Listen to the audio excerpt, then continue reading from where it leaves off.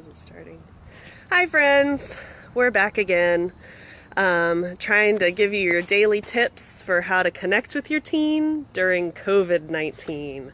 So by now, you're spending a lot of time with your teenager in your house, and you may be wondering, who is this child in an adult's body?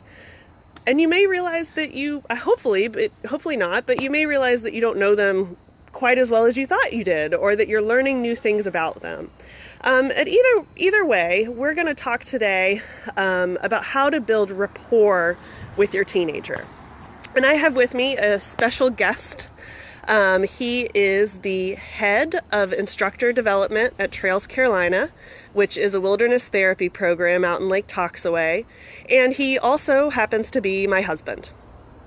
He has actually been a really invaluable resource in helping coalition staff learn how to better connect with teenagers, and so I wanted to bring him on for the next few minutes to give you some actual tangible examples about how to build rapport with your teenager. Here's Thor Jones. Hi. So Kristen brought me here to talk about rapport. And so rapport is kind of a funny term. People don't quite know what to think it means, but to me what it means is two people knowing what to expect from one another.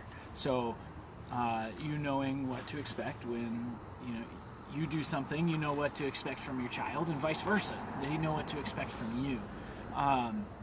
And I think that's a really important underlying factor of connection, is to know what to expect from people. So how do we do that, right? I'll get more specific in just a minute, but first I want to talk quickly about a sort of metaphor, a framework for how to think about rapport, and that is, think of it as a bank account, right? If you want to make a withdrawal from a bank account, you're going to have deposited some money along the way, right? Big deposits, small deposits, whatever it may be. So what I want to talk about right today is how do I make deposits in that bank account? You can start really simple, just by saying please and thank you to them, saying I'm sorry when when something's gone wrong. Admitting you're wrong. Those things can go a long way to building positive rapport.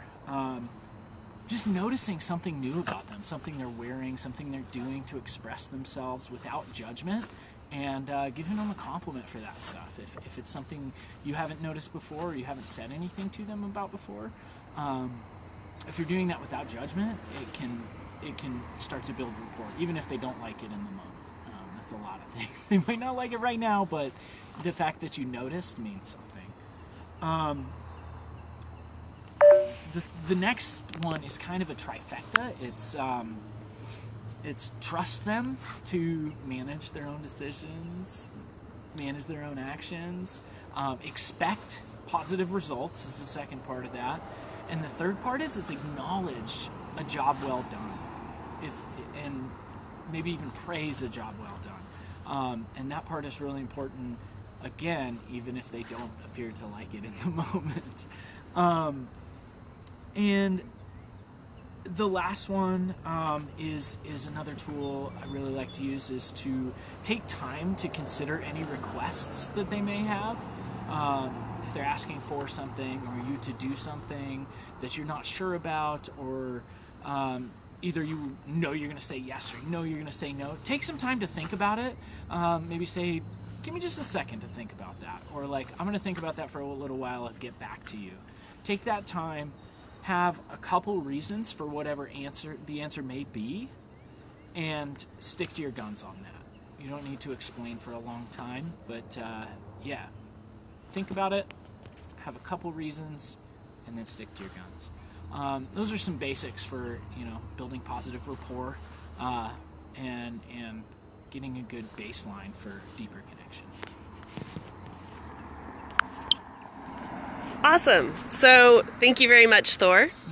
Tomorrow he's going to be coming back on to talk about how to make those withdrawals, either by burning the cash that's in there or making some really intentional, mindful spending of that cash. Because if we've got a bank of rapport with our kids, we want to not keep it in the red. So how do we keep it in the green? How do we keep it in the black and have that bank in having a positive relationship with them?